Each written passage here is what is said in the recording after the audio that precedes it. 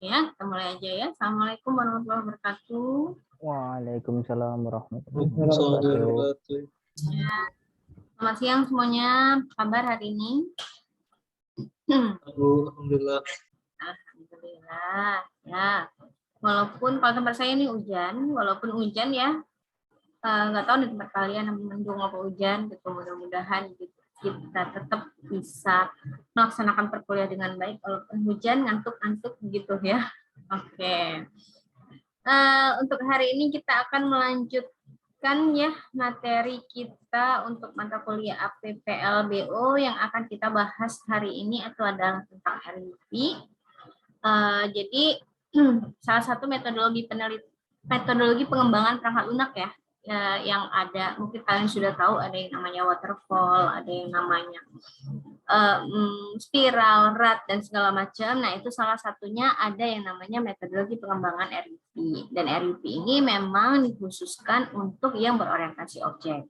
Jadi hari ini kita akan membahas tentang RUP itu sendiri. Seperti biasa nanti nanti kita awali dengan warming up dulu. Setelah warming up main-main game sebentar ya di warming up-nya. Kemudian nanti kita akan nobar, nonton bareng, kemudian nanti saya akan menjelaskan ulang tentang RUP-nya, lalu setelah itu nanti kemarin kan kita ada tugas ya, mendefinisikan requirement. Nah, kita bahas lagi dulu tentang tugas requirement-nya, kemudian baru nanti akan ada tugas berkelompok untuk membuat penjadwalan di RUP. Itu untuk materi kita hari ini. Jadi langsung saja kita akan warming up dulu sebentar. Warming up-nya adalah saya akan menampilkan whiteboard di sini, whiteboard di Zoom ya. Di sini saya akan meminta kalian, tapi nggak semuanya ya. Saya akan meminta beberapa dari kalian itu untuk menggambar satu buah benda. Ya, menggambar satu buah benda. Nanti saya awali dulu deh. Saya akan menggambar sesuatu. Nanti kalian melanjutkan gambaran saya. Terserah mau menggambar apa. Ya, cara gambarnya kalau belum tahu itu di laptop kalian kan ada you are viewing screen punya saya gitu. Di sebelahnya itu ada view option, ada tulisan view option. Sebentar saya lihat dulu. Oke, annotate sudah aktif. Jadi di view option itu tadi nanti ada annotate atau annotation. Nah, diklik annotation-nya nanti baru bisa gambar di Zoom whiteboard, Zoom-nya bisa gambar. Itu ya. Jelas ya, nanti saya minta beberapa orang aja, misal mungkin 4 orang gitu menggambarkan di whiteboard. Nanti setelah itu, setelah selesai 4 orang menggambar, nanti saya minta 2 orang lah untuk kira-kira nih gambar apa sih menurut kalian? Ya. Oke, baik. Saya akan mulai menggambar dulu ya, walaupun saya nggak bisa gambar ya, gambarnya mungkin jelek. Saya bukan yang bisa gambar. Gambar apa ya? Oke, baiklah. Saya akan menggambar satu buah benda. Sebentar. Duh.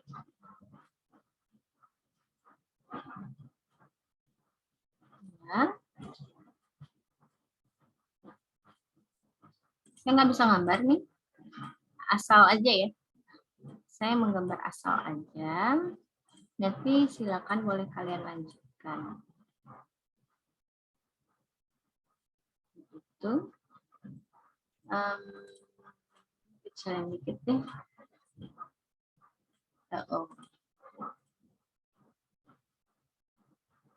Enggak tahu lah bentuknya gimana. Pokoknya beginilah. Nah, ya walaupun nggak rapi, anggap aja begini gambarnya. Baik, kita akan mulai. Saya akan panggil beberapa orang ya. Yang pertama kita panggil, tiba-tiba di sini sudah muncul nama Ilham. Ilham Atta. Ilham Atta. Halo. Iya, Bu. Ya, silakan digambar. Menggambar satu buah benda, terserah mau menggambar apa. Saya sudah menggambarkan satu buah benda ini. Boleh, silakan. Terserah. Ilham kira-kira apa ya, imajinasinya kemana ya, terserah. Silakan digambar. Gambarnya di mana, Bu? Ya, di whiteboard itu. whiteboard Zoom ini. Cara whiteboardnya itu, cara menggambarnya itu ada you are viewing screen punya saya kan. Nah, di sebelahnya ada view option. Ada tanda panah ke bawah, klik tanda panahnya nanti akan muncul bukan remote control, remote screen saya enggak. Tapi di situ ada annotate. Ada annotate. Di view option ada annotate. Iya, Bu. Iya, jadi kalau annotate bisa menggambar tanpa menggunakan remote control di saya.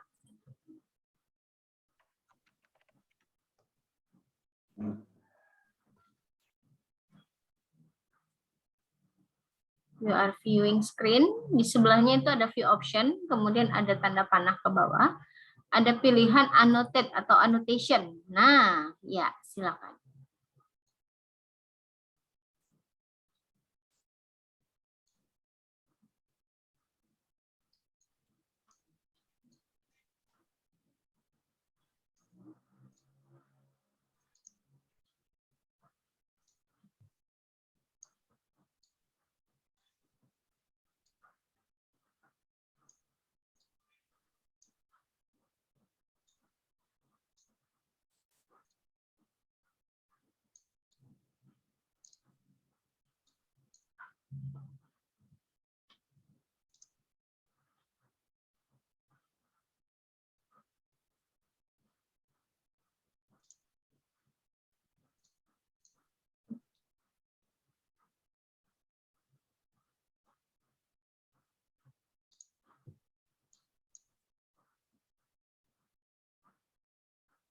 Baik. Udah, Bu. Sudah. Oke, kalau sudah, Idham silakan panggil satu temannya. Amri, Bu. Silakan, Amri.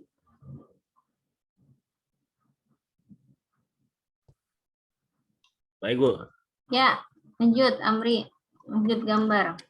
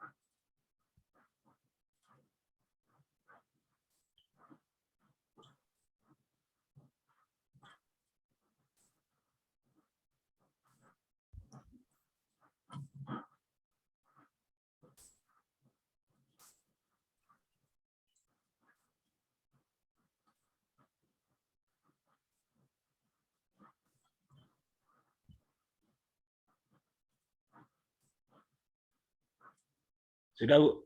Oke, sudah Amri. Coba panggil satu temannya lagi.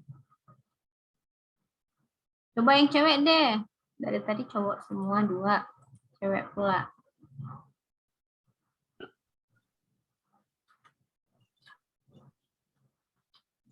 Siapa Amri?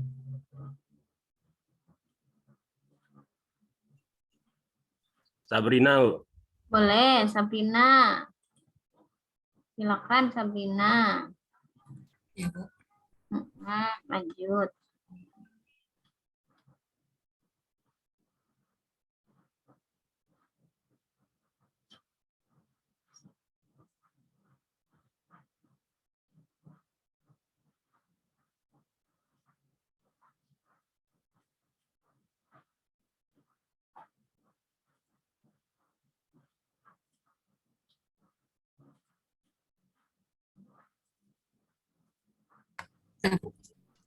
Sudah.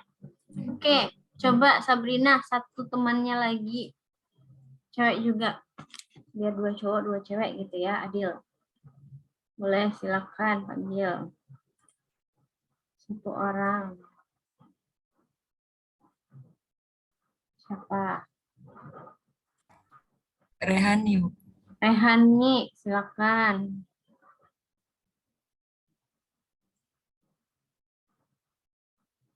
Baik, Bu. Ya, lanjut.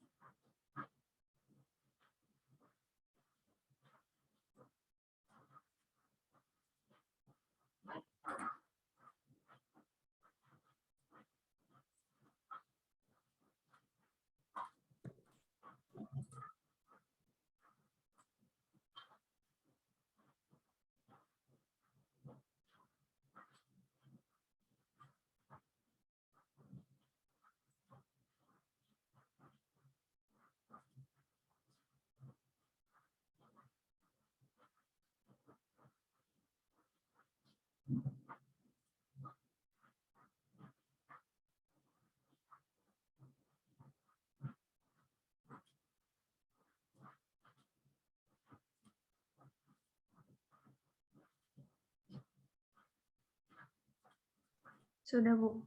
Sudah. Oke, baik. Oke, kalau sudah.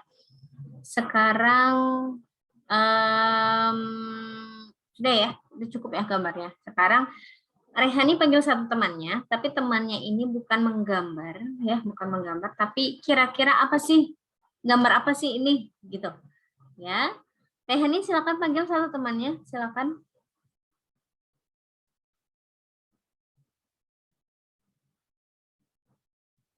Siapa?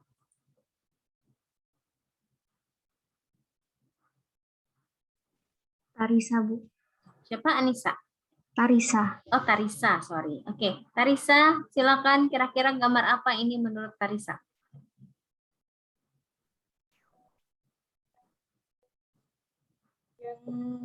Ini disebutin satu persatu, Bu. Enggak, secara keseluruhan aja. Menurut Tarisa. Oke. Secara keseluruhan. Apa menurut? Dibuat dijadikan cerita boleh gitu. Jadiin cerita boleh. Boleh, boleh.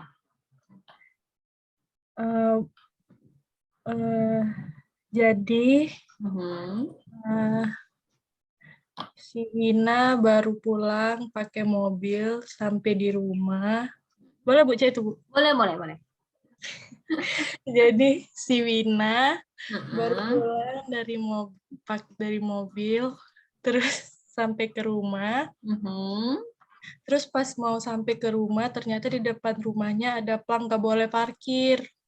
Tapi di rumah, ya, terus jadi Wina harus parkir di tempat lain. Oke. Terus Wina parkir di tempat lain. Wina pergi ke rumah makan terdekat. Terus di sana Wina kepanasan. Wina minta ke penjualnya buat ngidupin kipas angin. Oke. Sambil Wina ngadem di kipas angin, Wina dengerin ada bunyi radio yang muterin lagu. Oke. Terus akhirnya Wina selesai. Oke, baik. Coba siapa tadi? Tarisa ya. Panggil satu temannya cowok. Cowok ya, Bu? Ya.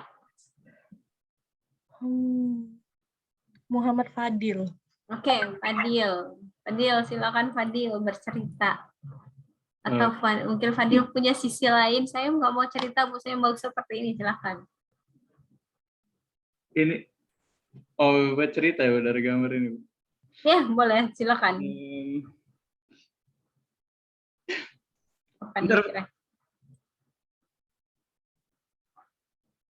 Ya, gimana Fadil?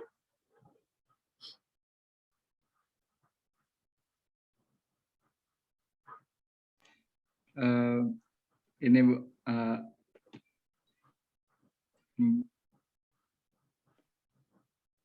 Amri baru pulang dari pasar membeli sebuah radio, Bu. Nah, waktu parkir di pasar ada palang dilarang parkir. Jadinya Amri nggak jadi parkir di sana. Nah, itu Amri pulang ke rumah dan menghidupkan kipas angin, itu aja, Bu. Hidupin kipas angin. Radionya kemana? Di mobil. Ketinggalan. Itu aja, Bu. Itu aja. Oke, baik. Terima kasih. Oke. Jadi di sini dari gambar ya, maksudnya apa sih saya mengajak kalian bermain seperti ini gitu. Jadi awalnya kan saya nggak tahu nih ya saya bikin aja bikin mobil-mobilan. Padahal maksud saya awalnya saya mau bikin mobil-mobilan gitu kan, mainan maksudnya. Nah ternyata kalian memberikan warna lain nih. Dengan maksudnya dengan kerjasama di sini kan bukan hanya satu saya sendiri yang membuat atau menghasilkan sebuah gambar atau yang menggambar, tapi dengan beberapa orang di sini. Nah, orang yang pertama saya panggil menggambarkan rumah, terus menggambarkan saya nggak tahu ini kipas anginnya maksudnya. Saya pikirnya tadi mikrofon, ya udahlah anggap aja kipas angin gitu ya. Ditambahkan ada kipas anginnya, ada pelang dilarang parkir, terus radio gitu.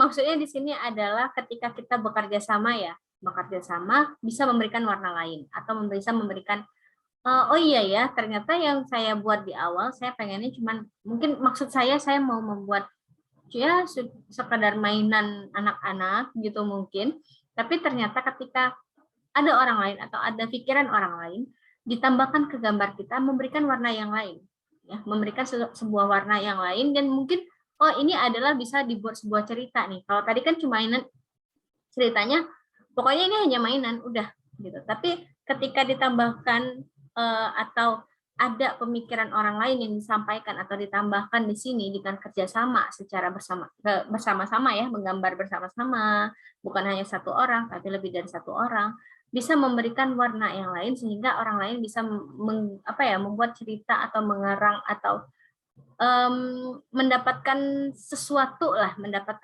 cerita yang lain di balik gambaran-gambaran yang kita buat tadi. Dengan tadi kan membuat dua sisi cerita, ada yang membuat sisi seperti ini, ada yang membuat sisi seperti ini. Nah itu tadi itu adalah pentingnya kerjasama. Tapi kalau kerjasamanya harus dibangun dengan baik dan juga komunikasinya dibangun dengan baik. Jangan sampai ada yang diskusinya nanti ada yang gotok-gotokan, ada yang berantem gitu.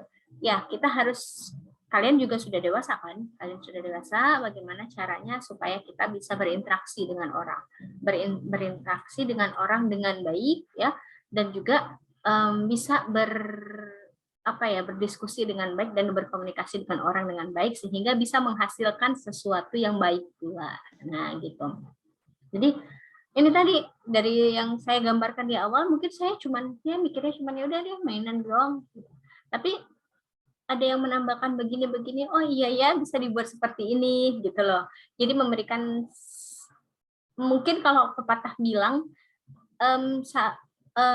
lebih dari satu otak itu lebih baik ya daripada cuma satu otak atau satu pikiran, karena bisa saling berinteraksi atau bekerja sama sehingga ya mudah-mudahan hasilnya juga pasti lebih baik. Tapi harus dibangun, intinya harus dibangun dengan bagaimana berkomunikasi dengan baik dengan orang.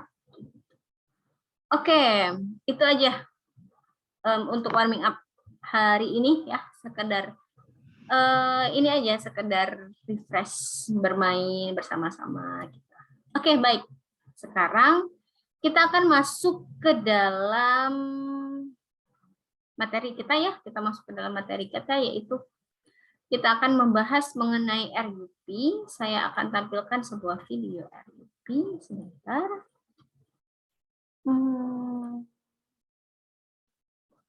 Tentang RUP silakan ditonton dulu. Nanti setelah itu baru akan saya jelaskan secara singkat kembali mengenai RUP-nya.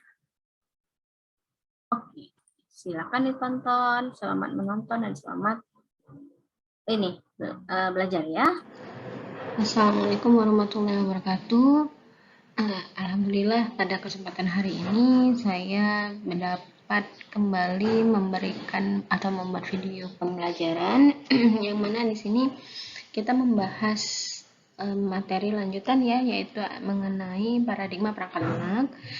Paradigma perangkat lunak yang akan kita bahas di sini adalah paradigma yang berorientasi objek ya, untuk perangkat lunak yang berorientasi objek atau OP yaitu adalah mengenai rational unified process atau paradigma yang digunakan itu adalah RUP ya. Jadi sebelum kita masuk ke dalam apa itu RUP, kemudian bagaimana apa saja yang tahapan atau rincian kegiatan yang ada di dalam RUP, di sini kita bahas dulu definisi paradigma. Apa sih sebenarnya paradigma itu?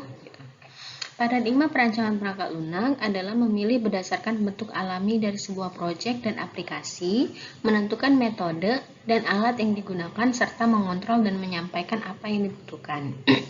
Jadi paradigma itu adalah sebuah ketentuan ya, bisa jadi nanti bisa berupa jadwal atau metode bagaimana cara kita mengembangkan perangkat lunak, kemudian alat-alat yang perlu kita gunakan untuk pengembangan perangkat lunak, kemudian bagaimana untuk menyelesaikan tahapan itu dengan mengontrol setiap tahapan kegiatan yang dilaksanakan untuk pengembangan perangkat lunak gitu. Kemudian menyampaikan ya apa yang dibutuhkan, misalkan bagaimana, kemudian nanti ada juga resiko, kemudian misalkan kalau ada perubahan-perubahan itu semuanya diatur dalam paradigma perancangan perangkat lunak. Nah, itu adalah definisi umum dari paradigma perancangan perangkat lunak. Nah, di sini sebenarnya ada beberapa metode pengembangan perangkat lunak yang populer ya, yang cukup populer, yang banyak dipakai juga. Ada metode sequential linear, ada prototype, RAD, spiral. Terus juga ada beberapa metode lain menurut Roger Pressman. Ada dua metode yaitu evolusioner, kemudian metode formal. Maaf ya, saya jeda sebentar. Ini saya panggil dulu Refkian Mahesa. Halo Refkian. Ya, ada Bu. Ya, tolong balas chat saya karena ini penting dari jurusan ya. Maaf ya yang lain.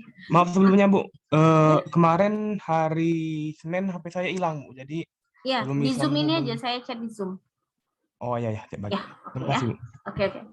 Makasih ya, sorry ya semua karena ini penting dari jurusan. Terima kasih Bu. Ya. Oke, saya lanjutkan lagi. Evolusioner itu ada pertambahan, spiral, concurrent, kemudian nanti juga ada yang namanya agile, scrum ya, sekarang sudah cukup banyak digunakan. Nah, tapi ini masih metode pengembangan perangkat lunak yang secara prosedural. Nah, tapi yang ini ya, sebelumnya saya contohkan dulu deh, kasih contoh sedikit mengenai metode perangkat lunak yang disebutkan tadi. Ini sequential, jadi dia mulai dari pendefinisian masalah, kemudian bagaimana teknik untuk mengembangkannya, develop, bagaimana solusinya, kemudian statusnya bagaimana, terus dia melakukan pendefinisian gitu. Kemudian di sini ada waterfall, rekayasa kebutuhan, analisa kebutuhan, perancangan, coding ya, sama uji, sama development ya. Tapi kalau misalnya ada kesalahan, dia bisa balik lagi di kebutuhan, rekayasa kebutuhan. Kemudian metode prototype. Prototype itu dia menggali kebutuhan, kemudian membangun, kemudian atau memperbaiki, kemudian langsung diuji. Seperti itu. Membangun, memperbaiki, kemudian diuji. Kalau misalnya ada salah, dia mendengarkan lagi dan seterusnya. Mirip-mirip sebenarnya sama sequential. Kalau RAD ini lebih kepada metode kalau program atau perangkat lunak yang dikembangkan itu cukup besar, ya cukup besar. Jadi dia dibagi-bagi menjadi per modul-modul. Ada yang satu ya, term 1, term 2, dan term 3. Jadi sebenarnya ini RAD ini pengembangan dari waterfall. Jadi kalau waterfall hanya satu satu term gitu. Tapi kalau RAD ini banyak term. Ya dibagi-bagi karena untuk metode yang besar ya. Evolusioner ada pertambahan. Jadi dia bagaimana dia di increment mirip juga sama si RAD, tapi dia ada rentang waktunya dibatasin. Jadi kalau misalnya RAD dia itu selesai satu tahap baru lanjut tahap lain. Nah kalau ini selesai satu tahap semuanya bisa sebenarnya sambil jalan semua ya. Kemudian untuk spiral ini dari yang kecil dulu ya, produk konsep ya, dari konsep kemudian dikomunikasikan, direncanakan bagaimana resikonya, kemudian dibentuk gitu, kemudian ditanya sama customernya, kemudian sudah konsepnya selesai, terus baru development project sampai kepada maintenance-nya di development project, bagaimana resikonya, kemudian enhancement ya projectnya, kemudian baru product maintenance. Jadi dia mulai dari yang kecil dulu tapi semua tahapan dilakukan. Nah ini contoh-contoh metode perangkat lunak. Ada satu lagi, ada V-model, sebenarnya juga variasi dari waterfall tapi dia lebih berfokusnya kepada testing ya. Jadi requirement, global design, detail design, kemudian coding. Jadi di setiap detail design itu akan dijadikan unit testing, global design dijadikan integration testing, dan user requirement akan diaplikasikan untuk user acceptance testing. Jadi ada pengembangan dikaitkan dengan bagaimana pengujiannya. Jadi di sini memang lebih menekankan kepada testingnya. Nah, yang akan kita bahas itu adalah mengenai RUP. Metodologi berbasis objek. Jadi RUP atau Rational Unified Process, metode mengelola pengembangan objek oriented software. Jadi memang dia berfokus kepada untuk pengembangan objek oriented, ya, berorientasi objek. Hanya dapat digunakan pada pengembangan berfokus berorientasi objek dengan fokus pada UML. Jadi nanti UML-nya itu untuk pembuatan desainnya menggunakan UML, tapi metodologinya menggunakan RUP. Ya, jadi jangan salah kaprah bahwa RUP itu memang khusus untuk objek, tapi kalau untuk desainnya itu menggunakan UML. Jadi RUP sama UML itu sebenarnya berbeda. RUP metodologi, sedangkan UML itu adalah pengembangan desainnya. Oke. Ini tadi kan bahwa RUP adalah Rational Unified Process. Jadi proses ya, dia berfokus kepada proses. Proses itu apa? Proses didefinisikan sebagai siapa melakukan apa. Jadi fokusnya orangnya bisa melakukan apa, kemudian kapan dia harus melakukan, dan bagaimana untuk meraih sasaran tersebut gitu. Jadi fokus pada orangnya bisa melakukan apa, kemudian pendefinisian waktunya atau penjadwalannya, kemudian di setiap penjadwalan itu apa yang harus dia kerjakan. Nah ini adalah arti dari proses. Jadi memberikan panduan demi pengembangan software yang efisien, mengurangi resiko, dan meningkatkan visi budaya bersama, dan menerapkan best practice ya, bagaimana cara kita menggunakan pengembangan yang best practice. Nah, RUP tadi sudah dijelaskan sedikit ya, bahwa RUP adalah metode pengelola pengembangan objek oriented, dapat dilihat sebagai kerangka pengembangan software extendable dengan fitur membangun ulang. Jadi kalau reusable ya, bisa dipergunakan kembali. Kemudian manajemen persyaratan. Jadi ada syarat-syaratnya, nanti ada pendahulu atau biasanya disebut dengan predesesor. Komponen berbasis visi arsitektur, jadi arsitekturnya untuk pengembangan perangkat lunak arsitekturnya jelas. Kemudian visual modeling system, nanti menggunakan visual modeling ini menggunakan UML. Kemudian manajemen mutu, jadi dia memang berfokus kepada pendefinisian atau resiko-resiko yang terjadi, sama kendali manajemen perubahan. Kalau manajemen mutu itu berfokus kepada resikonya, resiko yang akan terjadi gitu. Kemudian kalau manajemen perubahan, kalau misalnya ada perubahan dia tetap dicatat atau dikontrol Ini fitur-fitur untuk RUP-nya. Kemudian ini ya, jika UML adalah bahasa permodelan standar, jadi UML itu adalah untuk modelnya aja, maka RUP merupakan sebuah proses atau metodologi pengembangan sistem menjelaskan bagaimana memanfaatkan UML. Jadi UML itu ada di dalam RUP. Gitu. Jadi kalau object oriented, biasanya metode yang dipakai itu adalah RUP. Kemudian di dalam RUP untuk pengembangan metodologinya atau desainnya itu menggunakan UML. Gitu. RUP merupakan proses property dari rational rose software. Jadi dia pengembangan ya dari rational rose merupakan proses yang bersifat use case driven, arsitektur iteratif dan incremental. Ya, dia ada sifat RUP itu adalah use case driven, arsitektur centric, iteratif dan incremental. Jadi di sini dijelaskan. Sebelum dijelaskan kelebihan dulu. Kelebihan dari RUP menyediakan akses yang mudah diterapkan. Ini yang mudah terhadap pengetahuan dasar bagi anggota tim, dia mudah ya. Petunjuknya jelas ya, efektif, mendukung proses pengulangan. Jadi kalau yang saya bilang tadi reusable, jadi di sini lebih kepada fokusnya ke reusable. Memungkinkan adanya penambahan pada proses ya. Kalau misalnya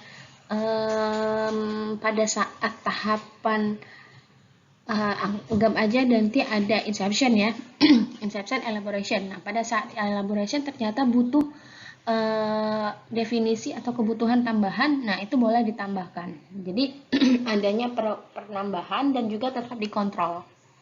Jadi mengontrol perubahan yang terjadi selama proses pengembangan. Jadi perubahannya tetap terkontrol dengan baik.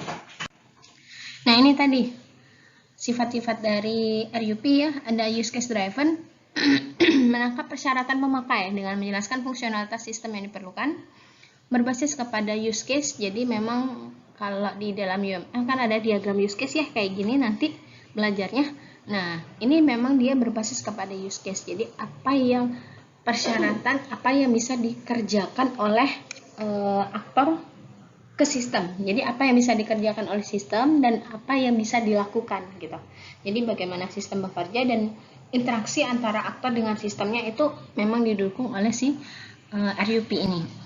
Dengan use case dan implementasi juga mendukung use case ya. Arsitektur sentrik. Dibandingkan dengan arsitektur bangunan yang mungkin kita melihat bangunan sebelum dibangun. Jadi memang kita udah kayak ada mock up, bukan mock up sih. Kalau misalnya kalau kalian sebagai arsitektur ya, miniaturnya udah kelihatan menggunakan RUP ini. Jadi miniatur bangunan yang mau kalian buat itu sebelum jadi itu udah terbentuk. Nah, ini sama kayak di pengembangan prakelompok. Jadi mock up kalau biasanya disebut dengan mock up. Mock up bukan hanya mock up tampilan aja, tapi mock up dari setiap tahapan atau setiap proses yang dikerjakan itu sudah kelihatan sekali. Nah, arsitektur sistem didefinisikan di awal dan dikembangkan sesuai dengan pengembangan kebutuhan prakelompok ya. Memang sebenarnya dari awal sudah dibuat ya, sudah dibentuk arsitekturnya.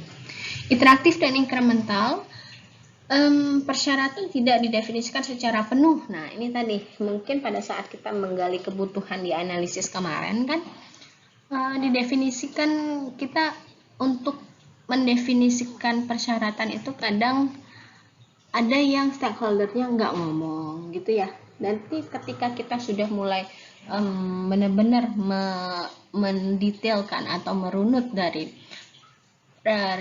analisis yang dibuat, itu baru ketahuan, oh kayaknya ini butuh ini. Nah, itu bisa ditambahkan, bisa diubah seiring perubahan waktu. Ya. Jadi kalau memang tidak bisa sekali jalan selesai gitu, tapi memang kalau untuk perubahan di di RUP ini mendukung perubahan dan tetap terkontrol. Ya. Pada sistem perulangan incremental yang terjadi membantu meminimalkan resiko ya untuk mencapai sasaran.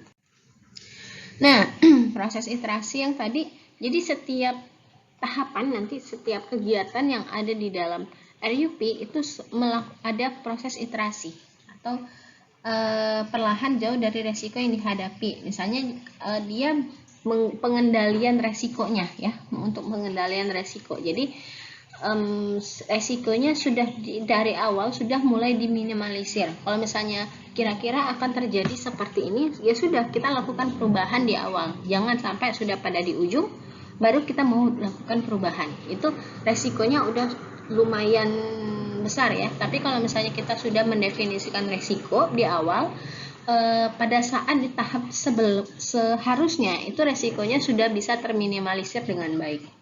Nah, ini kontrol terhadap resikonya ya untuk iterasi. Perbaikan inkremental menghasilkan pendekatan yang evolusioner. Nah, ini struktur RUP, sejumlah siklus yang membentuk proyek terdiri dari beberapa fase. Yang pertama insepsi, elaborasi, konstruksi, sama transisi. Jadi di tahap inception ya, mendefinisikan lingkup dari proyek. Jadi di sini nanti akan dijelaskan bagaimana definisi proses bisnis ya, model bisnis, kemudian resikonya tapi kalau resiko di setiap siklus ada ya, setiap fase ada. Tapi kalau fokusnya kalau di inception ini bagaimana menggali kebutuhan, kemudian bagaimana kita proses bisnisnya, kemudian dijelaskan juga di sini di awal batasan-batasannya, kemudian sama kayak proposal lah, batasan, kemudian di jadwal ya, kalau misalnya ada untuk pengalokasian dana itu dijelaskan di inception ya. Kemudian masuk ke tahap elaboration. Tahap elaboration ini lebih fokusnya itu kepada desain. Jadi UML itu mainnya nanti pada tahap elaboration, kebanyakan di tahap elaboration. Tapi inception ini use case sudah mulai dibentuk, tapi cuman beberapa persen. Elaboration itu fokusnya memang kepada spesifikasi fitur, arsitektur dasar, perencanaan proyek. Ini memang benar-benar desainnya di sini. Kemudian dibangun ya, dikonstruksi. Pada saat konstruksi ini ya coding, kemudian testing juga dilaksanakan di sini.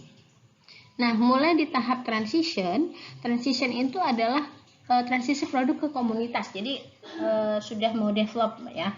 Tapi di transition ini masih ada testingnya juga. Kemudian di dalam tahap-tahap transition ini masih fokusnya kepada selain testing dia juga maintain di sini. Kemudian nanti kalau udah selesai baru ditransisi atau diserahkan kepada pihak akhir atau stakeholdernya. Jadi ada runut waktu dari inception ke transition. Ya, jadi mulainya memang selalu dari inception sampai ke transition. Nah, tahap inception ya tujuan mendapatkan pemahaman semua pihak yang berkepentingan. Jadi apa saja yang dibahas pada saat tahap inception itu memahami persyaratan awal, requirement awal, kemudian benefit ya cost-nya ya, kemudian resiko, definisi ke ruang lingkup, calon siapa saja yang akan mengembangkan ya, pengembangan prototipe sekali pakai. Jadi misalnya mau pakai mockup ya silakan aja, tapi misalnya mockup masih interface-nya aja gitu. Kemudian model awal use case. Jadi pada tahap inception use case-nya baru sekitar 10-20% aja yang selesai. Jadi memang fokusnya pada tahap inception itu adalah ini. Ya, memahami persyaratan awal yang seperti di sini fokusnya. Dia lebih kepada kalau misalnya di tahapan perangkat lunak secara umum itu adalah tahapan analisis. Fokusnya ke sana.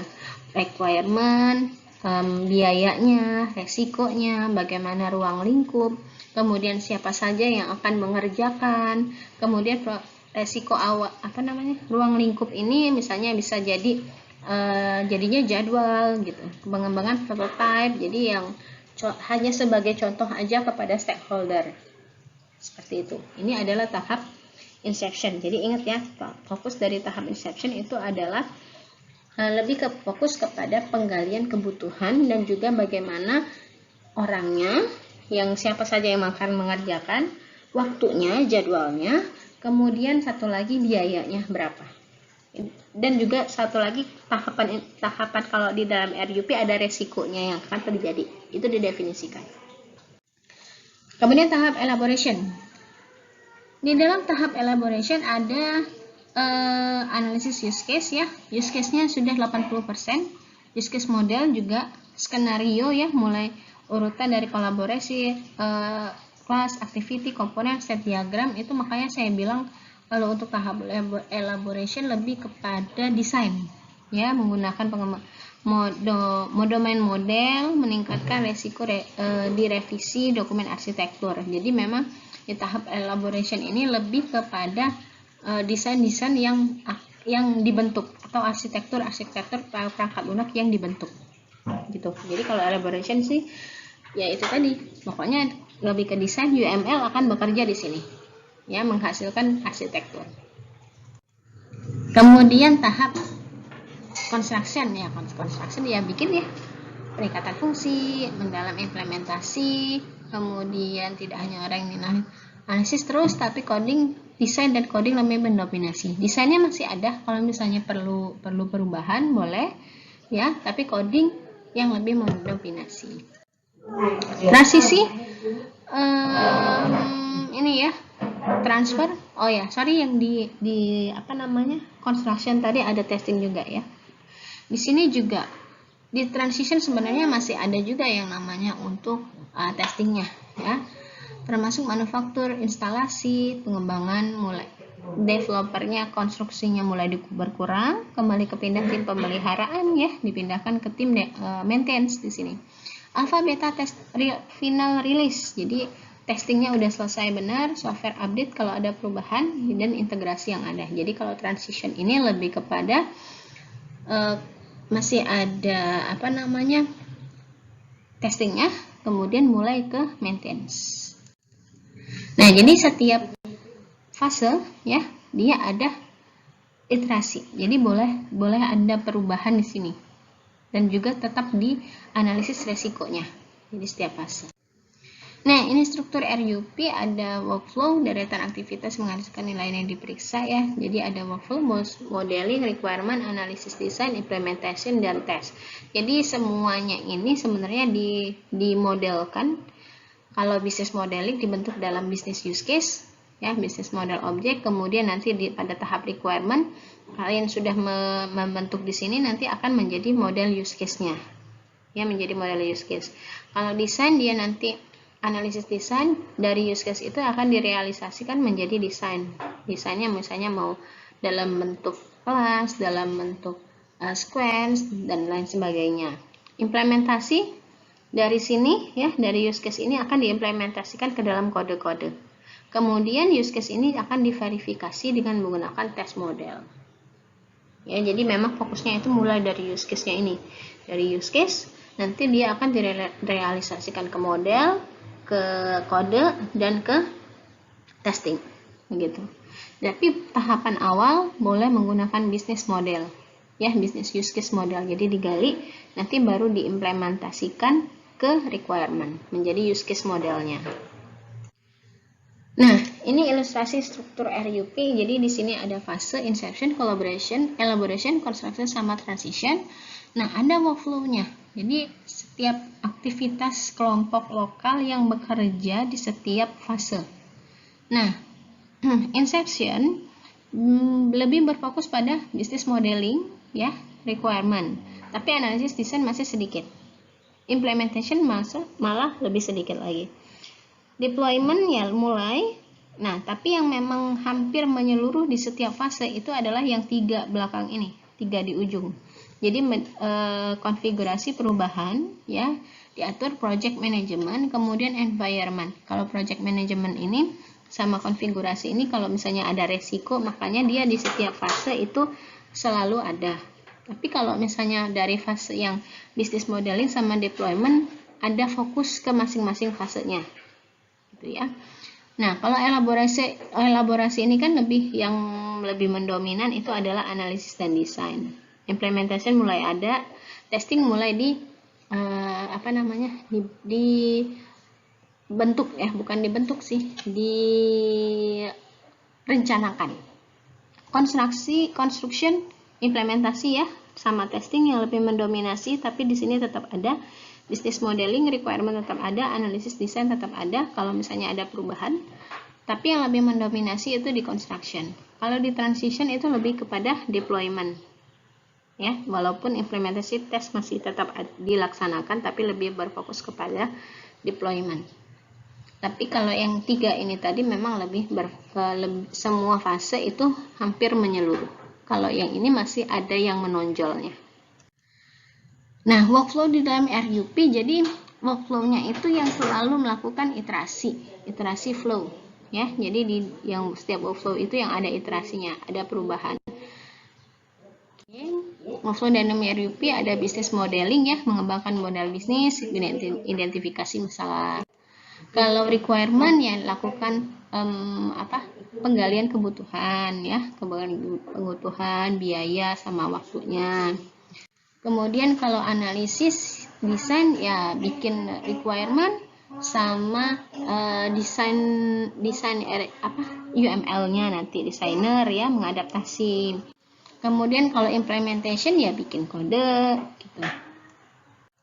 Kemudian kalau testing ya menguji, memverifikasi. Kemudian kalau ya ini ada beberapa proses pengujian ya, bukan hanya satu kali pengujian tapi lumayan banyak prosesnya. Kemudian workflow ya ini ada deployment, configuration management, project sama environment. Kalau workflow yang deployment itu yang untuk transisi tadi ya. Pelatihan, instalasi. Kalau configuration management bentuk perubahan biaya atau perubahan misalnya analisis dan segala macam. Project management yang resikonya tadi yang saya bilang, workflow itu proses, metode, tools. Kalau misalnya mau perubahan tools itu diatur juga, bagian perubahan metode juga diatur. Makanya 3 ini tadi hampir menyeluruh di setiap fase.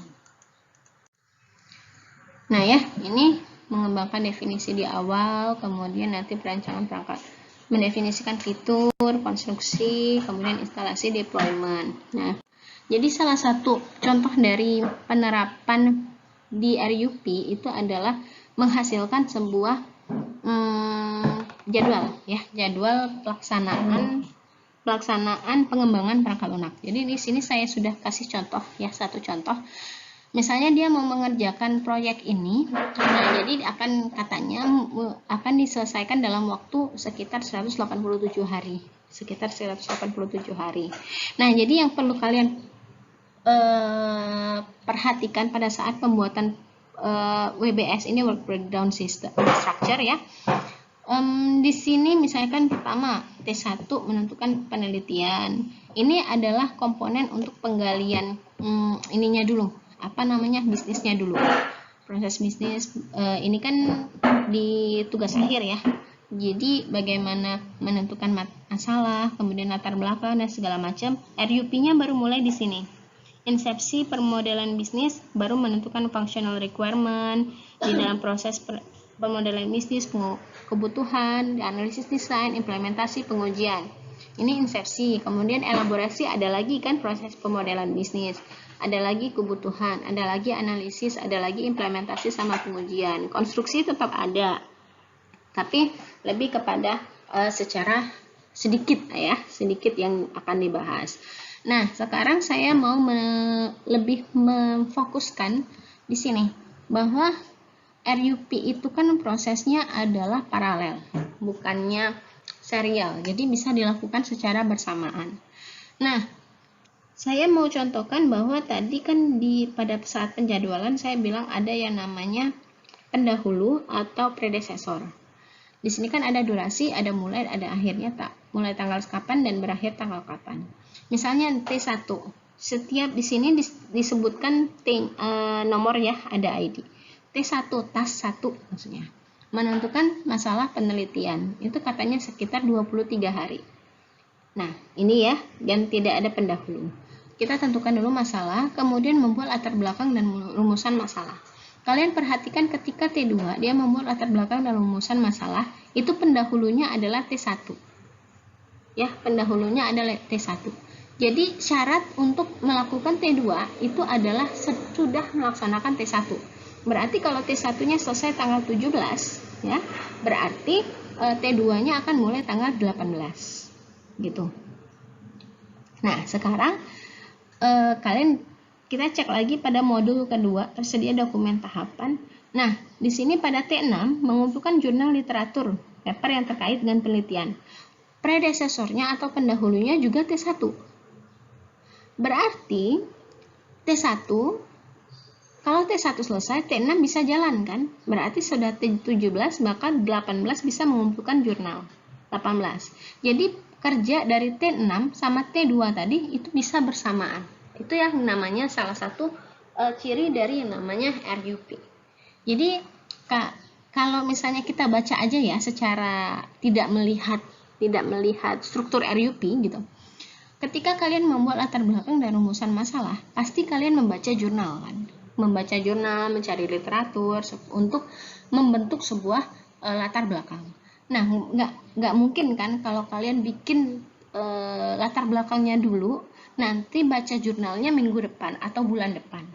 Makanya di sini kelihatan bahwa ketika membuat latar belakang, kalian pasti akan ikut melaksanakan mengumpulkan jurnal literatur. Gitu. Makanya dia akan ada waktu yang bersamaan. Jadi nanti T2 sama T6 itu berbarengan atau bersamaan kerjanya. Nah, itu maksud dari pendahulu yang ada di WBS untuk RUP. Jadi nanti kalian lihat biasanya sih kalau untuk pendahulu di sini hampir rata-rata semuanya sama.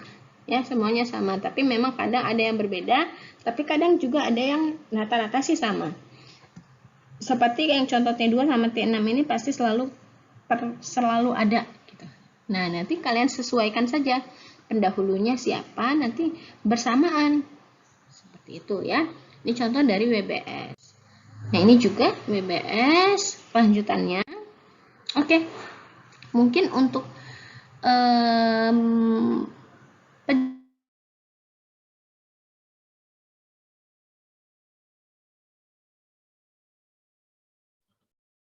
Oke, baik. Itu adalah penjelasan tentang RUP. Saya jelaskan singkat lagi ya RUP-nya. Sebentar. Nah, ini. Ya. Jadi beberapa paradigma pengembangan perangkat lunak itu sudah mungkin kalian pelajari pada saat RPL ya, di mata kuliah rekayasa perangkat lunak itu sudah ada sebenarnya. Nah, di sini jadi memang paradigma pengembangan perangkat lunak itu banyak ya, bukan hanya satu tapi juga banyak, ada macam-macam nih, ada yang erat, ada yang sekuensial atau yang waterfall, ada yang spiral dan lain-lain. Nah, ada yang metode pertambahan ya, ada yang increment increment, ada yang spiral, ada yang concurrent dan lain-lain. Nah, itu. Nah, tapi semua metodologi pengembangan perangkat lunak ini memang tidak berfokus pada berorientasi objek. Ya, ada juga yang V-model ini, dia tidak berfokus pada berorientasi objek. Jadi kalau misalnya program kalian atau ya anggap katalah program kalian itu adalah program yang tidak berorientasi objek, bebas. Silakan gunakan metode pengembangan perangkat lunak ini. Sebenarnya RUP juga boleh ya tidak menggunakan berorientasi objek. Kalau programnya bukan program OOP, intinya gitu ya. Kalau programnya bukan program OOP boleh. Tapi kalau Bu bagaimana Bu kalau program saya OOP tapi saya mau menggunakan metodologi pengembangan bukan RUP. Ya, bukan RUP. Misalnya saya mau pakai misalnya waterfall. Atau misalnya untuk proyek besar ya, biasanya menggunakan RAD karena dia dipecah-pecah. Silakan aja, boleh saja menggunakan yang RAD atau misalkan mau pakai waterfall atau mau pakai apa ya silakan. Tapi nanti masalahnya yang menjadi pembeda di situ adalah pada saat desain. Ya, kita kan ada analisis, kemarin kita sudah belajar mengenai penggalian analisis atau penggalian kebutuhan, kemudian kita belajar nanti ke depannya kan kita akan belajar desain. Nah, di desain itu kan nanti ada dua pendekatan juga tuh untuk penggambaran desain. Nah, nanti berbedanya di sana.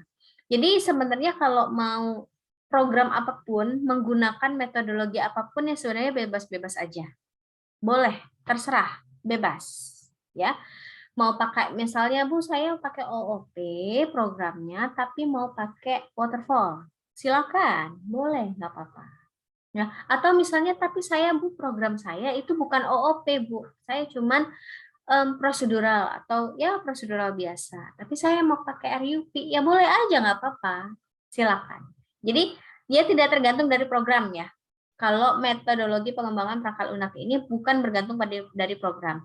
Tapi dia bedanya di mana? Untuk metodologi pengembangan perangkat lunak ini bedanya hanya pada saat penjadwalan atau pembagian kerja. Ya, pembagian kerja dan penjadwalannya beda-beda. Beda kalau misalnya waterfall nih. Waterfall ya udah dia sekali analisis dari tanggal sekian sampai tanggal sekian udah selesai analisis ya udah lanjut ke desain misalnya begitu. Tapi kalau misalnya di dalam RAD beda. Nanti misalkan untuk analisis untuk misalkan bagian membuat login kan dia dipisah-pisah kok, dipecah-pecah tuh di RAD. Analisis untuk membuat login itu hanya butuh 2 hari. Tapi kalau analisis untuk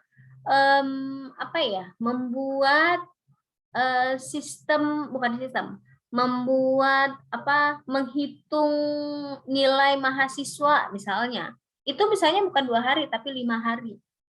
Tapi analisis juga kan. Nah, itu dipecah, bedanya di sana. Beda cara kerja atau penyusunan kerjanya dan juga yang kelihatan banget di penjadwalannya yang berbeda. Jadi beda metodologi ini bedanya di mana? Bedanya nanti kelihatan pada saat penjadwalan dan pemecahan kerjanya, bedanya di sana. Bukan beda pada saat pemrograman. Hati-hati ya, bedanya bukan saat pada kalau mau pakai program OOP wajib pakai RUP, enggak juga. Boleh, bebas. Kalau prosedural tidak boleh pakai RUP, salah juga, enggak bukan gitu. Ya. Jadi dia hanya beda pada saat itu metodologi pengembangan perangkat lunak itu bedanya pada saat penjadwalan dan pemecahan kerja yang dilakukan. Nah, tapi memang RUP ini memang lebih mendukung kepada OP, ya, lebih mendukungnya ke sana, lebih mendukungnya kepada OOP, sehingga kebanyakan yang programnya OOP biasanya menggunakan RUP untuk mengolah atau pengembangan perangkat lunaknya biasanya pakai RUP. Ya. Nah, karena RUP ini memang mendukung sekali yang namanya berobjek oriented, sehingga nanti kan saya bilang tadi bahwa kita kan sudah ada analisis tuh. Nah, nanti kan kita akan mendesain. Nah, pada saat mendesain itu ada dua pendekatan juga. Yang pertama ada menggunakan UML. UML ini ada yang satu lagi menggunakan ERD-DFD. Mungkin di RPL juga kalian sudah belajar tuh ERD-DFD. Ya, ERD-DFD. Nah, jadi kalau misalkan, yang dua pendekatan di desain ini yang baru lebih dekatnya ke program yang mana? Kalau program kalian menggunakan OOP, ya, program kalian pakai OOP tuh, buatlah desainnya menggunakan UML. Seperti kita pelajari sekarang. Tapi, kalau program kalian hanya prosedural biasa, gunakanlah ERD-DFD atau konteks diagram yang semacam itu. Karena di situ nggak perlu yang namanya kelas, nggak perlu. Tapi kalau di UML memang dia butuh yang namanya kelas. Ya, begitu ya. Jadi jangan salah kalau RUP wajib pakai UML. Enggak juga. Tapi kalau RUP programnya prosedural boleh aja pakai DFD ERD. Tapi kalau RUP dia programnya OOP ya udah pakai UML. Terus juga misalnya program saya OOP ya. Tapi metodologi saya yang saya pakai misalnya waterfall. Terus pada saat desain saya pakai apa? Itu kan yang menjadi pertanyaan. Nah, kalau misalnya metodologinya saya pakai waterfall, tapi program yang saya hasilkan adalah OOP, pakai OOP berorientasi objek. Berarti nanti pada saat perancangan perangkat lunak gunakan UML. Begitu. Ya, gunakan UML. Dia di sana. Ya, jadi kadang ini nyangkutnya ke mahasiswa di skripsi. Ada pernah mahasiswa saya bilang dia nggak pakai RUP. Boleh nggak? Boleh, silakan. Saya nggak mau pakai RUP, Bu, metodologinya. Saya pakai apa sih? Saya lupa. Pakai apa? Saya lupa pakai apa. Pokoknya bukan RUP intinya. Ya udah silakan. Mau pakai bukan RUP. Terus dia membuat pengembang desainnya, tapi programnya program OOP nih. Intinya saya lihat programnya program OOP, tapi dia membuat desainnya hanya sekedar ya tampilan aja selesai. Gitu. Ya ini mengacu ke mana? Rujukannya kemana? Ya karena saya nggak pakai RUP, Bu. Saya nggak perlu buat UML. Enggak. Program kamu apa? OOP. Ya udah, gunakan UML. Mau metodologi apapun terserah. Yang pasti kamu gunakan UML. Kenapa? Program kamu OOP. Kecuali kalau program kamu prosedural. Silakan gunakan ER. Dan itu juga bukan ERDDFD yang dia buat. Dia hanya sekedar interface saja. Interface kayak mockup udah selesai gitu loh. Nah, itu nggak ada acuannya sama sekali. Dia cuma interface saja udah. Nah, padahal nggak gitu. Nggak gitu. Saya lupa pakai apa. Nah, tidak ada apa ya? Kita kan membuat desain itu kan sebenarnya desain untuk coding ya. Tapi mahasiswa kita kan banyak kebalik. Bikin coding dulu baru nanti bikin desain. Karena apa? Karena memang mungkin lebih mudah. Nggak masalah. Itu sebenarnya nggak masalah. Forward engineering ya. Mundur. Nah, tapi itu tadi, karena programnya OOP, jadi saya wajibkan dia menggunakan UML, walaupun dia bukan pakai RUP. Karena itu tadi. Dan juga tidak ada, yaitu bukannya, misalnya pakai DDFD masih oke lah ya, oh kamu pakai DDFD, kan tapi programnya OOP. Enggak bikin RDDFD juga, enggak dianya. Bikin, pokoknya cuma tampilan aja, udah selesai. Ya, ini bukan desain, ini hanya oke, ini desain tampilan, tapi desain bagaimana cara membuatnya itu gimana? Nggak ada. Itu makanya saya ubah sekali. Nah, itu ya. Tapi itu yang harus kalian ingat. Jadi kan kita bebas nih sekarang nggak wajib RUP kan. Kita bebas mau pakai waterfall boleh, RAD boleh, spiral boleh, terserah. Tapi kalau untuk desainnya nanti disesuaikan dengan program kalian. Kalian buat programnya pakai OOP atau bukan. Kalau OOP gunakan UML, tapi kalau bukan OOP ya gunakan prosedural misalnya, gunakan DFD, EFD. Karena hanya dua pendekatan itu yang ada. Belum muncul pendekatan baru nih untuk desain, belum muncul. Ya, begitu. Jadi dia memang, tapi RUP ini memang lebih berfokusnya ke orientasi objek. Makanya kalau orang pakai OOP biasanya runutnya biasanya pakai metodologi RUP sama desainnya UML. Tuh ya. Oke, UML itu menjelaskan bagaimana memanfaatkan ya, dan bagaimana. Jadi di RUP ini kita ada beberapa fase yang ada di RUP. Mana sih? Proses. Nah, proses itu mendefinisikan siapa, ya, kapan dan bagaimana. Jadi memang untuk mengembangkan perangkat lunak itu kan ada 3 tier. Ada 3 tier. Yang pertama people, yang kedua cost, ya, people, cost, sama time. Ya, ada 3 tier memang untuk mengembangkan perangkat lunak. Tapi kalau kita di kuliah memang mungkin cost-nya nggak ada kan, people-nya cuma 1 orang. Paling kita lihat di time, waktu. Tapi sebenarnya untuk pengembangan perangkat lunak ada 3. Jadi yang difikirkan adalah berapa banyak orang yang akan mengembangkan perangkat lunak itu, pertama. Kedua, itu adalah berapa lama perangkat lunak ini selesai. Ya. Yang ketiga, itu adalah berapa biayanya. Ya, berapa biayanya. Berapa biayanya untuk penyelesaian perangkat lunak. Jadi ketiga-tiga ini saling terkait. Ketiga-tiga tier ini saling terkait. Ketiga bagian ini sangat terkait. Yang pertama biasanya kalau mahal gitu. Kalau mahal biasanya cepat gitu kan.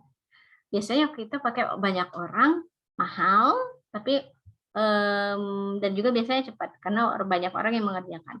Tapi yang menjadi masalah kadang biayanya kecil, ya, biayanya kecil, tapi mau cepat. Nah itu yang harus kita pikirkan. Jadi untuk pengembangan perangkat lunak ini yang kita bahas sekarang di RUP itu hanya tier yang untuk jadwal ya. Kita nggak mikirin biaya, nggak mikirin orang. Nah kita anggap orangnya ya cukup, biayanya cukup ada. Pokoknya yang kita pikirkan sekarang itu hanyalah jadwal untuk RUP. Nah, untuk RUP dan juga untuk skripsi kalian nanti, tugas akhir. Itu hanya memikirkan jadwal. Berapa lama perangkat lunak itu akan selesai. Tapi ketika kita berhadapan sama yang program atau stakeholder yang sebenarnya itu harus 3 itu. Dan juga sebenarnya 3 ini ada cara sendiri nih untuk menghitung, ya, cara sendiri. Jadi manajemen perangkat lunak itu ada nanti, manajemen pengembangan perangkat lunak. Jadi memang dihitung berapa waktu, berapa lama seharusnya program itu selesai, itu ada perhitungan. Terus misalnya orang ini kan mau dibayar tuh, berapa besaran bayaran setiap orang itu ada. Nanti kalau misalnya yang ada salah satu yang paling gampang diingat tuh, yang paling gampang diingat itu adalah bagian programmer. Bagian programmer itu kan ada orangnya, dia akan mengerjakan. Ada beberapa cara bayar programmer, bukan hanya pokoknya saya bayar 1 juta, nggak gitu. Ada yang dia berdasarkan line of code, berapa banyak baris kode yang dia buat, gitu. Ada juga yang berdasarkan fitur, misalnya dia mengembangkan 1 fitur, ya udah kayaknya saya bayar sekian untuk 1 fitur per fitur. Ada yang line of code, beda-beda nanti, dikali berapa lama dia kerja, dikali berapa 1 code itu berapa harganya. Nah itu ada perhitungannya sendiri, bukan hanya sekedar pokoknya saya bayar kamu 1 juta, kamu mengembangkan 3 fitur, nggak gitu. Ada perhitungan beneran, ada perhitungannya. Nah, itu memang kalau sekarang memang kita belum bahas ke sana, ya, belum bahas ke sana.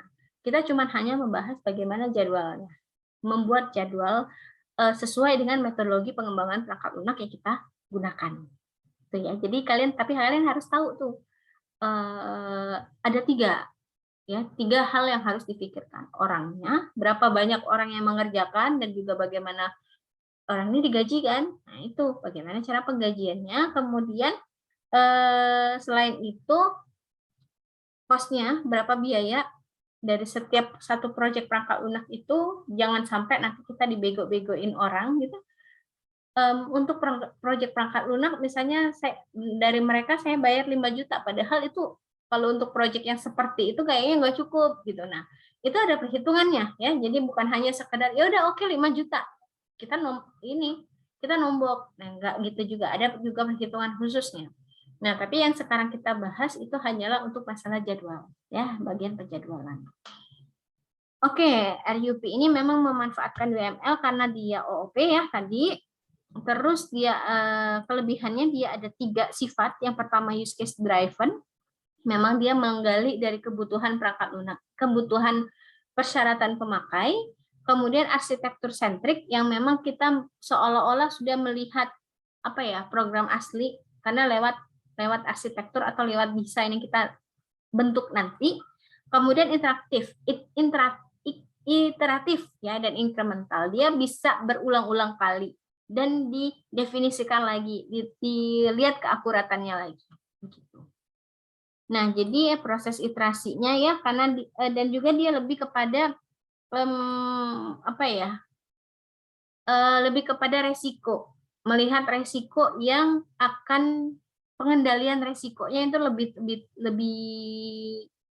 dicek lagi kalaupun ada kira-kira ada resiko ke depan apa, selalu diulang-ulang yang bagian perencanaan resiko. Jadi kemungkinan ada resiko ke depan itu sangat kecil harusnya begitu.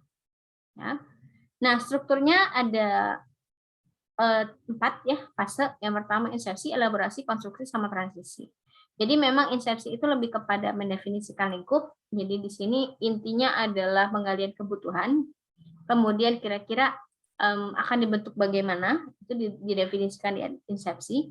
Elaborasi memang lebih kepada pembuatan desain ya. UML itu banyak terbentuk pada saat elaborasi.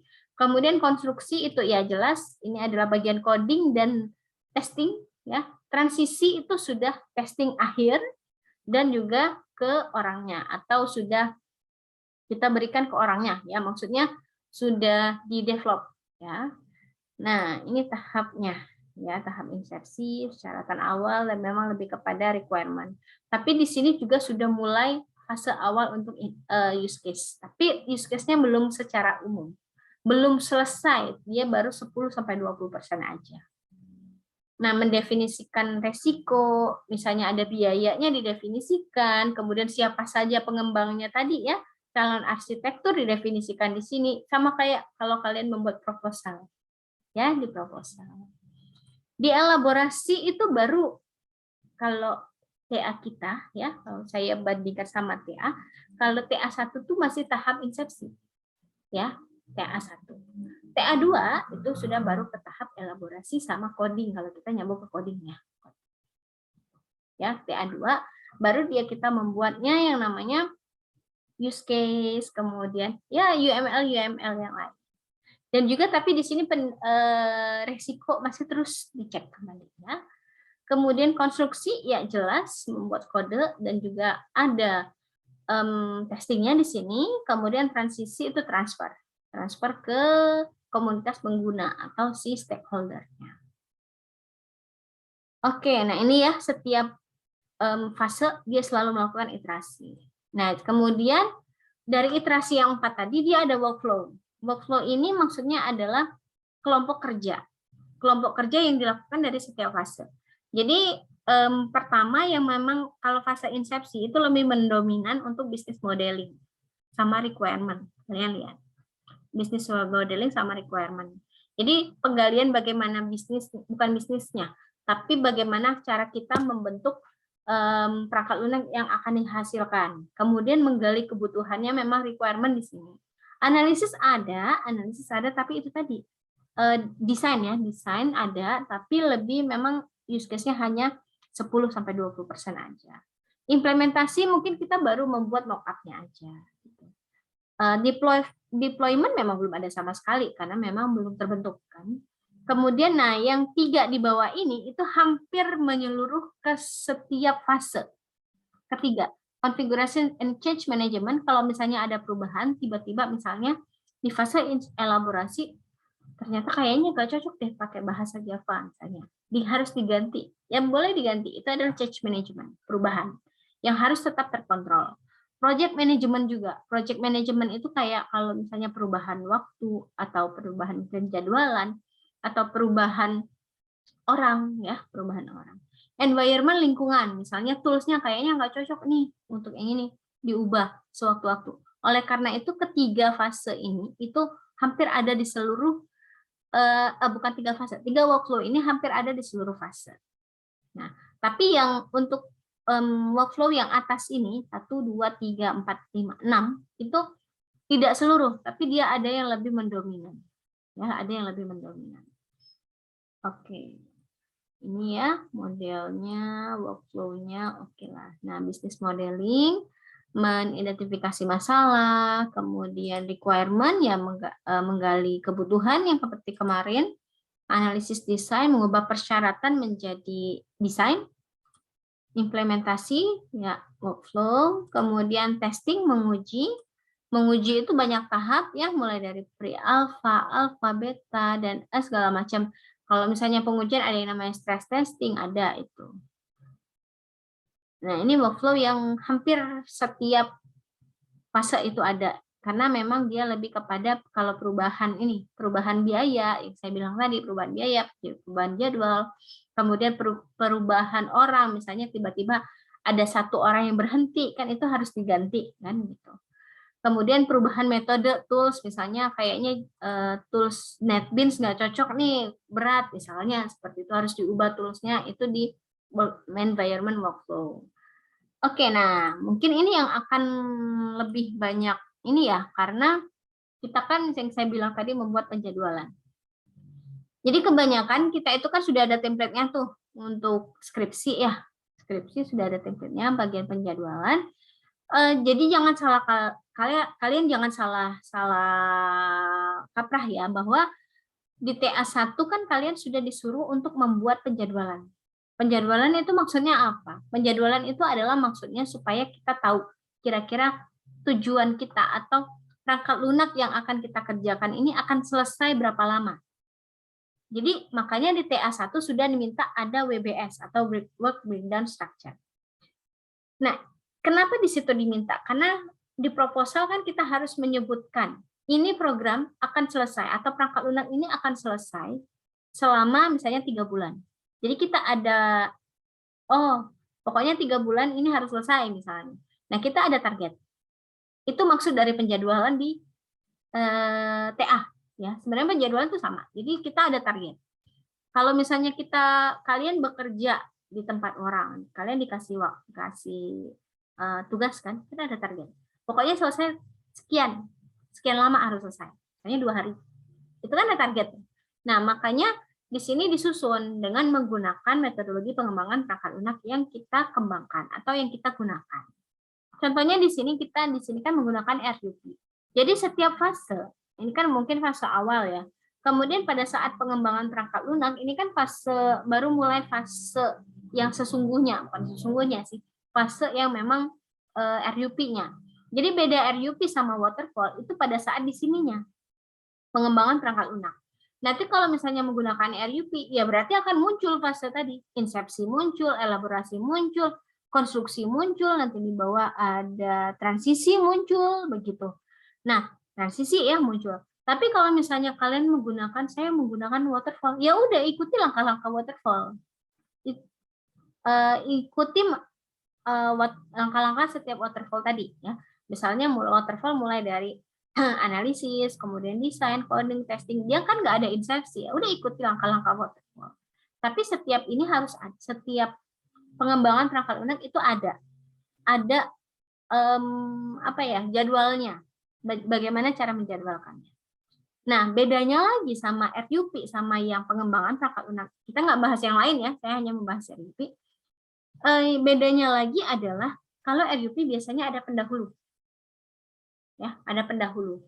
Karena RUP ini kan sifatnya paralel ya, bukan serial. Salah satunya yang serial itu waterfall. Jadi dia kalau waterfall kan boleh melakukan perancangan atau desain kalau analisisnya udah selesai. Intinya begitu. Ya. Boleh melakukan perancangan kalau analisisnya udah selesai. Baru boleh melanjutkan. Tapi nggak boleh barengan. Nggak ada yang state bahwa waterfall itu boleh barengan, analis desain sama coding barengan. Nggak ada yang sebut seperti itu. Karena dia memang sekuensial ya, kerjanya sekuensial. Berurutan. Selesai analisis baru boleh lanjut ke desain. Selesai desain baru boleh lanjut ke coding. Begitu. Nah, tapi kalau di RUP kan enggak. Kalau RUP ini sifatnya adalah paralel. Sehingga apa? Sehingga ketika kita membuat jadwalnya, di sini kan biasanya pendahulunya selalu tetap begini. Nah, kalian lihat pada saat pendahulunya. Pendahulunya di sini adalah saya contohkan di awalnya. Nanti kita lihat yang di dalam-dalam ya, yang ada insepsi segala macam. Nah, yang di awal aja, tadi sudah dijelaskan bahwa misalkan T2 ini kan ada pendahulunya adalah T1. Ya, sedangkan T6 juga pendahulunya hanya T1. Hanya T1. Kalau kita runut, berarti T1 itu kan menentukan masalah penelitian. Pendahulu itu kan prasyarat ya. Dia bisa melakukan bisa melakukan T2 kalau T1 sudah selesai. Kalau kalian boleh ngambil Alpro 2 kalau Alpro 1 sudah diambil gitu. Ya. Nah, berarti T2 bisa dijalankan kalau T1-nya sudah. T1-nya selesai pada saat akhirnya kita lihat akhirnya ya, 17. Berarti T2 boleh jalan tanggal 18. Sedangkan di sini di T6 dia kan prasyaratnya hanya T1. Hanya T1. T1 tadi kan selesai tanggal 17. Berarti dia T6 ini boleh barengan sama T2 jalannya. Sama-sama tanggal 18. Sama-sama tanggal 18. Walaupun mungkin akhirnya beda. Akhirnya beda karena durasinya beda. Ya. Tapi dia mulainya barengan. Kenapa? Karena syarat 2 ini adalah sama-sama T1. Dan dia sifatnya paralel, boleh kerja bareng. Ya. Itu tadi kalau kita itu melihat dari prasyarat. Tapi kalau kita melihat dari sisi logika aja, kalian membuat latar belakang sama rumusan masalah butuh baca jurnal kan. Nah itu, kalian harus membuat latar belakang, harus baca jurnal dulu. Nggak bisa bikin latar belakang tapi nggak baca jurnal atau baca jurnalnya tahun depan. Ya apa yang mau dibuat di latar belakang? Nggak ada based on gitu, nggak ada panduan gitu. Nah, seperti itu. Ya. Kemudian dilihat lagi nih. Nah, menentukan user requirement fungsionalitas T1, T4, T5. Berarti T1, T4 sama T5. Berarti T5 ya 15 ya. 15 berarti dia akan bisa menentukan unit penelitian. Sudah sampai bikin unit penelitian, kita sudah bisa menentukan atau membuat user requirement-nya. Tanggal 16 sudah bisa mulai tuh. Mengumpulkan kebutuhannya udah bisa mulai tuh tanggal 16. Begitu. Ya. Kemudian, nah apalagi nih yang kira-kira agak jauh. Nah, ini membuat activity. Membuat activity udah bisa dilakukan kalau T15, anggap T15 selesai. Nah, berarti arsitektur desain database, misalnya pakai database atau desain terbuka sudah ada, udah kita bisa buat activity sama sequence diagram. Jadi dia lebih apa ya, paralel lah gitu. Ya, lebih paralel. Memang konsepnya untuk sifatnya dari RUP itu paralel. Dan juga biasanya mana ya yang bagian pengumpulan kebutuhan, dia itu harus memastikan user requirement dan fungsional sudah valid. Harus dipastikan setiap tahapan itu harus dipastikan. Setiap fase harus dipastikan sebelum melanjut ke fase, bukan melanjut nih. Sebelum kita menyelesaikan fase tersebut sudah deal gitu, kita harus pastikan harus sudah valid. Kenapa? Setiap akhir itulah iterasi. Iterasi di dalam RUP. Itulah iterasinya. Jadi kalau misalkan oh kayaknya nggak valid, ya kita tanya lagi. Oh belum valid, ya udah kita iterasi lagi untuk fase insepsi. Begitu. Jadi nanti, nah di akhir dari T9 kan elaborasi, akhirnya masih ditanya lagi valid atau belum. Kalau belum valid ya udah iterasi lagi. Begitu dan seterusnya. Nah jadi apa ya? Ketika kalian membuat TA1 nanti, usahakan kalau memang menggunakan RUP ya, kalau kalian menggunakan RUP, kalian lihat pendahulunya apa. Menggunakan pendahulunya, tanggalnya harus disesuaikan dengan pendahulunya tadi. Ya. Kemudian disesuaikan juga dengan setiap fase. Jadi fase pertama insepsi. Dalam fase insepsi kan ada beberapa workflow. Workflow-nya permodalan bisnis, pengembangan kebutuhan, analisis dan desain, implementasi, pengujian, dan lain-lain. Gitu. Walaupun mungkin di sini kita tidak terlalu banyak membahas tentang change management, begitu ya, resiko-resikonya kan nggak terlalu banyak. Kenapa? Memang karena pada saat TA kan kita terbatas dan juga nggak ada yang orang yang keluar masuk gitu, nggak ada perubahan SDM-nya, nggak ada perubahan cost, nggak ada perubahan apapun, nggak terlalu banyak perubahan di sana. Makanya memang tidak lebih difokuskan ke yang change management tadi, tapi lebih difokuskan bagaimana pengembangan tangkal lunaknya. Ya, itu untuk fase RUP. Jadi bedanya itu hanya di penjadwalan. Jadi kalau metodologi perangkat lunak itu bedanya di penjadwalan. Nah, kalau misalkan untuk UML ataupun ERDDFD itu lebih fokusnya lebih melihat kepada program atau program yang dibuat, apakah dia OOP atau prosedural biasa. Kalau prosedural biasa gunakan ERDDFD, kalau OOP ya gunakan desainnya menggunakan UML. Itu. Oke, sampai di sini. Apakah ada yang mau ditanya dulu? Silahkan. Jadi bedanya itu ya, bedanya antara RUP sama yang lain. Jadi kalau yang lain itu kebanyakan itu namanya serial, ya, sekuensial. Tapi kalau RUP dia paralel, sifatnya lebih ke paralel. Jadi bisa barengan. Makanya kata orang kebanyakan kalau menggunakan RUP biasanya kerjanya lebih cepat. Karena kalau memang mahasiswa mengikuti jadwalnya ya dengan durasi waktu yang 187 hari, ini dicontohkan 187 hari itu selesai. Satu TA. Ya, ada kadang yang men-state 1 tahun begitu ya, tergantung dari bagaimana membuat penjadwalannya, ya berapa lama, tergantung. Oke, sampai di sini ada yang mau ditanya dulu nggak tentang RUP? Belum? Kalau belum ada yang mau ditanya, nanti kita bahas dulu ya. Kita bahas dulu tentang yang kemarin. Bentar, saya lagi. Nah, ini. Kita bahas dulu tentang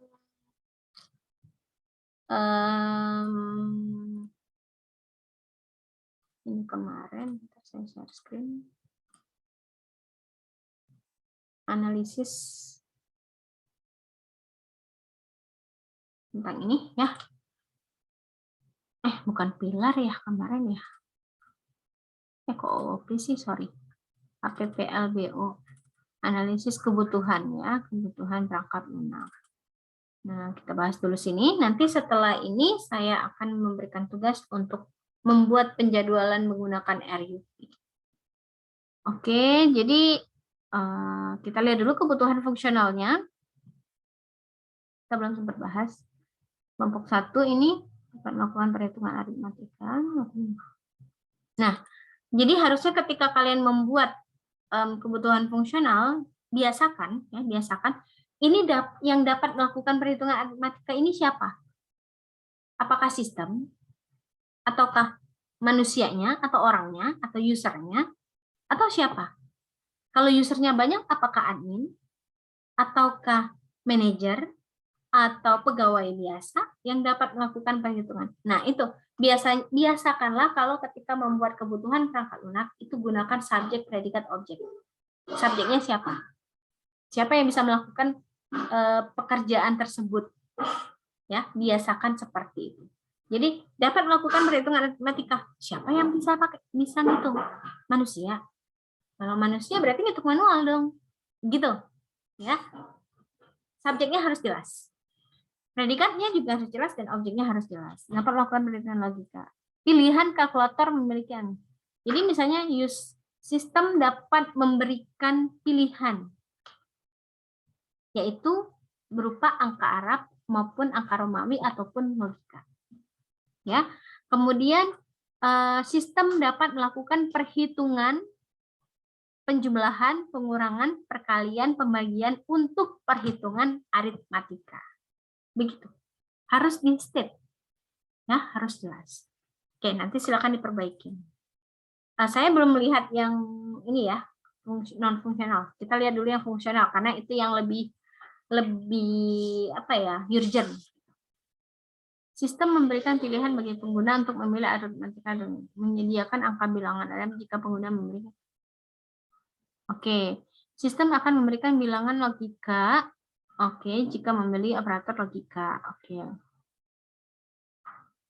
Sistem melakukan operasi aritmatika berupa penjumlahan. Oke. Lakukan operasi. Oke. Ini memberikan hasil merepresentasikan angka Romawi. Nah, ya. Ini sudah lebih baik, ya. Oke. Kelompok 3. User dapat menentukan konfigurasi berupa operator dalam bentuk aritmatika ataupun logika. Nah, ini harus kalau user requirement ada sistem requirement kalau bisa dipisah, jangan 1 2 3 tiba-tiba. Ini yang saya bilang kemarin itu, kadang ke sini user requirement, kadang ke sistem, kadang ke user lagi, balik ke sistem lagi, orang bingung bacanya. Ya, karena ini yang baca, kita kan sudah bikin ini, kita tanya lagi tuh sama stakeholder. Bener nggak? Gitu kan? Kita validasi lagi yang seperti di RUP tadi kan validasi. Kalau katanya valid, oke bener, ya udah. Kita lanjutkan. Tapi kalau dianya bingung, sama bingung. Gitu, ya. User dapat menentukan konfigurasi berupa dapat memiliki yang dapat menimpulkan hasil perhitungan, sistem dapat menyediakan logika, operator logika, ya. Tapi harus lebih ini ya, lebih ambil satu sisi, ya, satu sudut pandang aja, user kah atau sistem kah, biar lebih gampang. Keempat.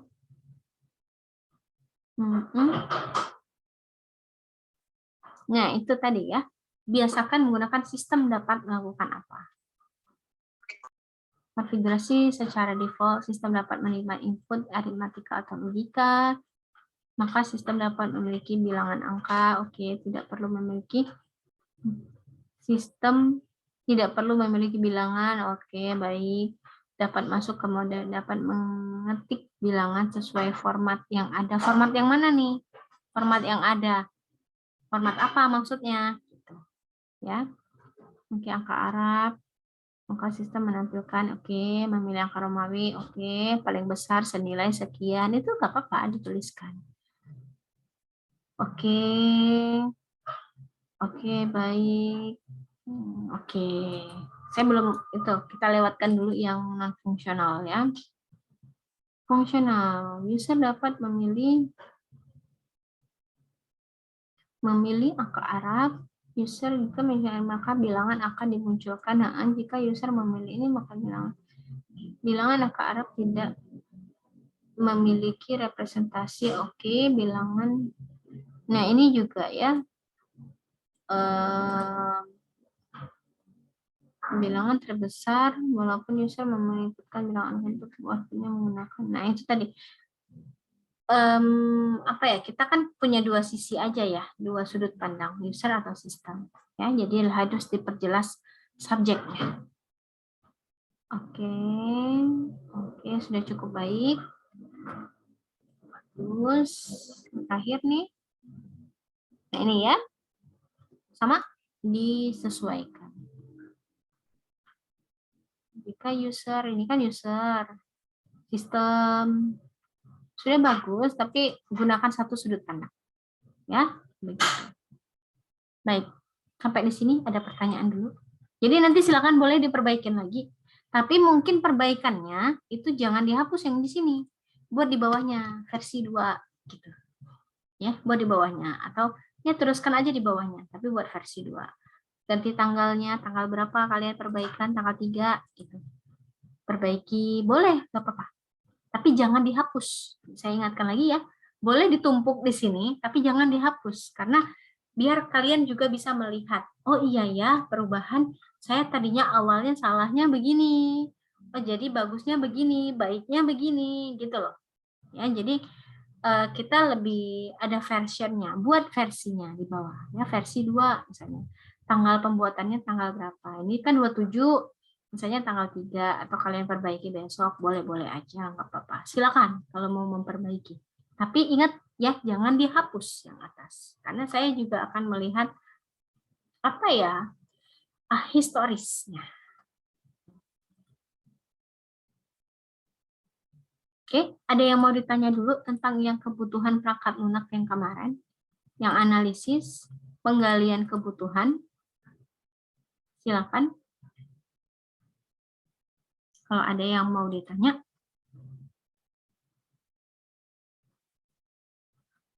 Belum? Oke, kalau belum, sekarang kita akan, saya tugaskan kalian untuk membuat penjadwalan ya. Membuat penjadwalannya saya akan siapkan smart sheet di sini. Di sini sebenarnya saya kasih contoh aja nih. Coba saya minta tolong, kalian kan ada 6 kelompok tuh. Ya, 6 kelompok. Di sini nggak bisa share link kayak kemarin, dia nggak masuk. Jadi saya harus masukkan email kalian. Silakan tuliskan misalnya kelompok 1, gitu, kelompok 1 akan ada berapa anggota kelompok, kasih emailnya. Setiap anggota kelompok. Kelompok 1 siap. Nomor 1 emailnya apa, nomor 2 emailnya apa, nomor 3 emailnya apa. Kelompok 2 begitu juga. Silakan dituliskan di kolom chat. Ya, silakan tuliskan di kolom chat karena saya akan invite-nya dari email. Ya, silakan. Nah, sambil perhatikan nih, saya akan menjelaskan bagaimana cara menggunakannya. Nanti ketika kalian buka, sudah saya share di sini, saya tambahkan kolaboratornya, baru kalian akan bisa membuka, kalian buka email, klik linknya baru bisa masuk ke sini gitu. Nah, jadi bagaimana cara membuatnya? Di sini nanti sudah ada bentuknya begini, langsung kosongan ya. Nanti kalian tuliskan, misalkan fase insepsi ya. Nah, apa yang harus kalian kerjakan dulu deh? Saya lupa. yang harus kalian kerjakan adalah kalian harus membuat WBS, ya, WBS work breakdown structure berdasarkan tugas yang kemarin. Tetap dengan menggunakan studi kasus kalkulator. Jadi kalau kalkulator Prakaluna kalkulator ini bagaimana penjadwalannya, silakan kalian jadwalkan di sini. Gitu ya. Jadi proyeknya tetap proyek yang kemarin. Nah, bagaimana cara menggunakan Smart Sheet-nya? Misalnya kalian tasnya, misalnya fase apa? Insepsi ya. Insepsi misalnya. Kemudian kita tambahkan lagi apa nih? Menggali kebutuhan misalnya. Misalnya menggali kebutuhan, kemudian bagaimana cara misalnya apalagi gitu menggali kebutuhan, kemudian membuat misalnya use case awal misalnya begitu. Saya kasih contoh. Nah, bagaimana kan menggali kebutuhan kan termasuk ke dalam insepsi ya. Kalian misalnya 2 ini termasuk ke dalam insepsi, kalian blok, klik kanan, kemudian indent. Ya, di sini kalian blok 2, klik kanan, kemudian indent. Nanti dia akan masuk ke dalam insepsi. Jadi kalau saya plus minus kan, ya nanti dua-dua ini akan masuk ke dalam insepsi. Begitu.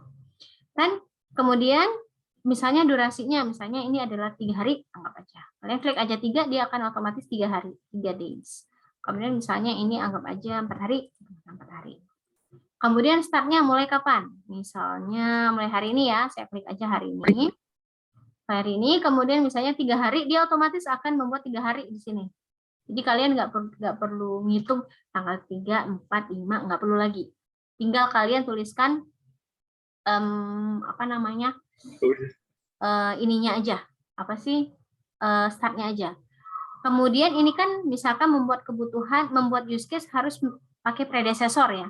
Di sini kan ada tab predecessor. Kalian klik tambah, kemudian di sini ada menggali kebutuhan. Misalnya predecessornya adalah menggali kebutuhan. Kalau 1, kalau 2 boleh tambah lagi gitu ya, terserah. Kalian klik OK, maka dia akan otomatis. Jadi misalnya predecessornya adalah tanggal 2, yaitu 2 menggali kebutuhan, berarti dia akan mulai setelah tanggal 2 dan seterusnya. Dan nanti yang insepsi nggak usah kalian kasih start finish ya, dia akan otomatis mengikuti yang indentnya tadi. Jadi insepsi akan berlangsung dari sini sampai sini. Jadi pada fase menggali kebutuhan, misalnya berapa hari tadi, 3 hari dari sekian sampai sekian gitu. Kemudian kalau ada yang seperti ini berarti dia ada predecessor. Kalau misalnya barengan nih, saya buat aja tas 3 misalnya. Dia kan nggak ada predecessor, misalnya dia 3 hari. Nggak ada predecessor, misalnya saya anggap aja. Dia mulai 3, yaudah nanti dia akan muncul 3. Ya, seperti itu. Yang lain, misalnya yang bukan yang lain apa? Assign to, ini assign to siapa yang akan mengerjakan nih. Nanti kalau udah ada collaborator, nanti nama kalian muncul. Nggak usah ditulis. Ya, nggak usah ditulis. Kalau mau ditulis ya pura-puranya silakan aja, nggak apa-apa. Complete-nya juga nggak usah. Ini melihat status apa sih selesainya udah berapa persen gitu. Statusnya juga komentarnya juga nggak usah diisi. Jelas bagaimana cara membuatnya? Ini saya hapus lagi ya. Cuma contoh doang. Jelas? Ada pertanyaan? Belum ada? Baik, kalau belum ada pertanyaan, sekarang ini kelompok 2 udah, 6, 3, 6, 6 2 kali. Saya masukkan dulu shift ya. Kelompok berapa tadi? 2. Saya share. Safira. Kelompok 2. Jadi begitu, lebih gampang. Kok Adel, Fadel. Muhammad.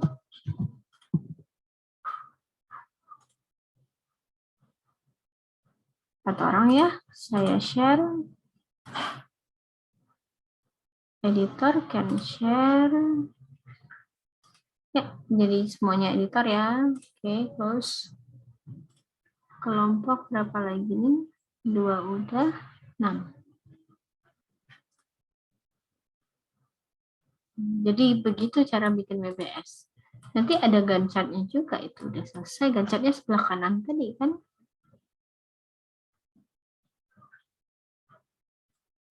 Ini kelompok berapa nih? 6. Oke.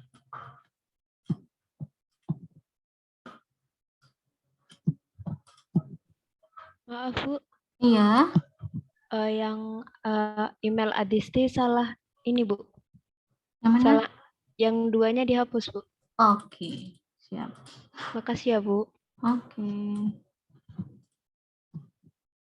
Kok gimana cara ngeditnya nih?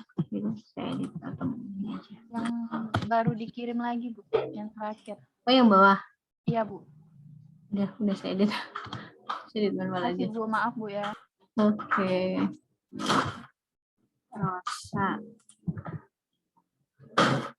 Ya, saya share.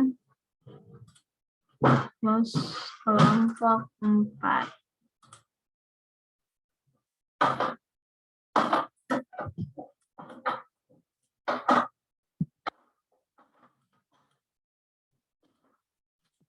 Jadi dengan begini nggak perlu pakai Excel lagi nih, karena Excel juga nggak ada template-nya kan. 4 ya, 3 ya, saya share. Ini kelompok 3.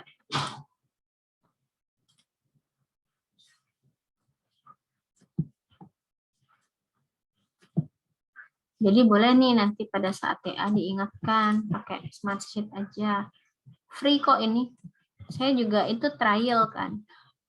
Saya gonta-ganti email aja nih.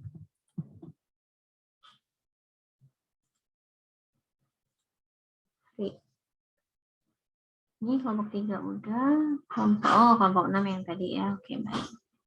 Kelompok 5.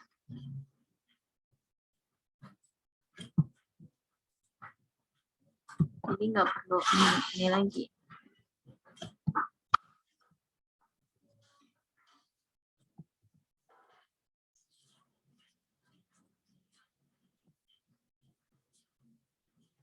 Ya, oke, saya share.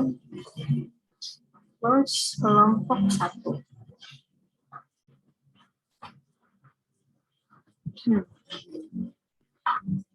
Silakan buka emailnya masing-masing ya, nanti ada invite-nya di sana.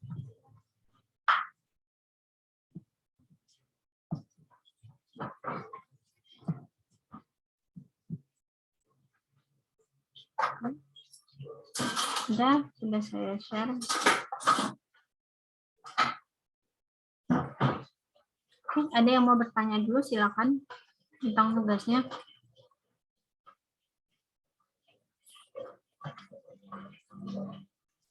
Belum? Kalau belum ada pertanyaan, sekarang saya buka breakout room ya. Silakan masuk ke dalam breakout room-nya. Disesuaikan yang kelompok 1 masuk kelompok 1, kelompok 2 nanti masuk room 2 dan seterusnya. Saya kasih waktu 20 menit. 25 menit. Ya, 25 menit. Nanti kalau belum selesai seperti kemarin kayaknya waktunya mepet juga nih. Oke? Ada yang mau ditanya lagi nggak? Cukup? Oke, kalau belum silakan bekerja di Smart Sheet sama di breakout room-nya ya untuk cerita. Bukan cerita, ngobrol. Silakan bekerja. Silakan join sendiri ya, pilih room-nya sendiri sesuai dengan kelompoknya tadi. Merasa kelompok 1 masuk room 1, merasa kelompok 2 masuk room 2 dan seterusnya.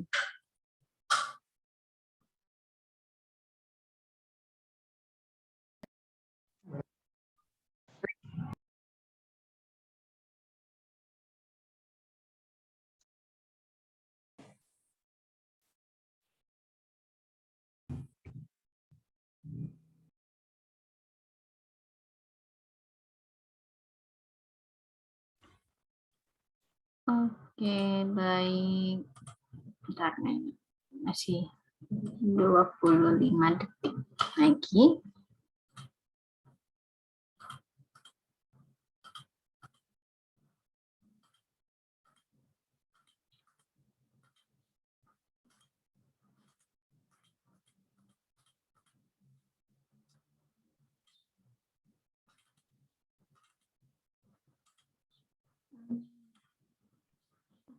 Baik. Udah balik semua ya di sini. Baik. Di sini kayaknya masih ada yang belum mengerjakan, ada yang masih bingung gitu mengerjakannya. Ya nanti silakan dikerjakan aja. Jadi membuat BBS-nya sesuai dengan project kalkulator ya, jangan sesuai dengan TA gitu. Mungkin kalau mau melihat tahap-tahapannya boleh melihat di tahapan yang seperti TA. Tapi kalau untuk project-nya sesuaikan sama yang kalkulator itu tadi, kalkulator deskripsi kalkulator yang sudah saya kasih kemarin. Dan jadi disesuaikan, misalkan yang pertama kan mungkin nggak terlalu banyak kan, kalau di TA kan mungkin agak banyak. Tapi kalau misalnya kita kan nggak terlalu banyak, kira-kira nih di insepsi hanya misalkan membuat fungsional, misalnya begitu aja, nggak terlalu panjang gitu, boleh aja. Kemudian membuat use case, kemudian dielaborasi membuat use case, kemudian bikin apa skenario, misalnya begitu, kurang lebih ya, membuat skenario, kemudian buat apa. Nah itu boleh kalian definisikan dan nggak usah terlalu detail juga nggak apa-apa. Yang pasti kalian tahu, oh kira-kira begini nih cara membuatnya. Dan juga untuk di RUP ini ada yang namanya predecessor, misalkan ada yang start end-nya bagaimana gitu. Itu yang pengen saya ajarkan ke kalian. Jadi walaupun mungkin nggak terlalu lengkap, misalnya hanya sedikit aja, ya udah nggak apa-apa. Mana dapatnya aja. Oke? Ya, yang pasti kalau bisa setiap fase ada. Ya, minimal insepsi, setiap fase insepsi, elaborasi, transisi sama coding ya, sama transisi itu ada. Nah, jadi insepsi secara umum aja kalian buat apa sih kira-kira yang akan kalian buat di dalam insepsi itu. Misalkan kalian perlu pertama baca deskripsi gitu kan, beda sama TA kan. Kalau TA kan ada latar belakang segala macam. Jadi kalau misalkan ini baca deskripsinya, sudah baca deskripsi, kalian buat fungsional misalnya. Terus yang seperti tadi kan saya revisi, kalian merevisi setelah itu. Jadi misalnya sudah ada tahap revisi, udah bisa mungkin membuat use case, misalnya seperti itu, atau mendefinisikan use case walaupun masih 10-20%, udah bisa di insepsi. Nah, boleh begitu. Ya. Jadi nggak usah terlalu detail juga. Yang pasti kalian tahu, oh ini tahapannya, ada fase-fasenya, kemudian setiap fase ini ada jadwal mulai sampai jadwal akhir, ada durasi, kemudian ada predecessor. Itu aja sih yang pentingnya yang mau saya sampaikan. Oke, ada yang mau ditanya dulu sampai di sini? Silakan. Belum? Baik, kalau belum ada pertanyaan, silakan dilanjutkan ya. Silakan diselesaikan untuk BBS-nya. Terus juga kalau yang tadi yang kebutuhan fungsional boleh kalau mau diperbaiki revisi dibuat di versi 2 di bawahnya, di bawahnya aja. Oke. Baik, kalau seperti itu mungkin untuk hari ini saya cukupkan sampai di sini dulu materi kita mengenai RUP. Terima kasih atas semua partisipasi dan kerjasamanya hari ini. Saya akhiri dan saya tutup dengan wassalamualaikum warahmatullahi wabarakatuh dan selamat sore. Waalaikumsalam. Waalaikumsalam. Terima kasih, Bu. Ya, Terima kasih, Bu. sama-sama. Saya close ya.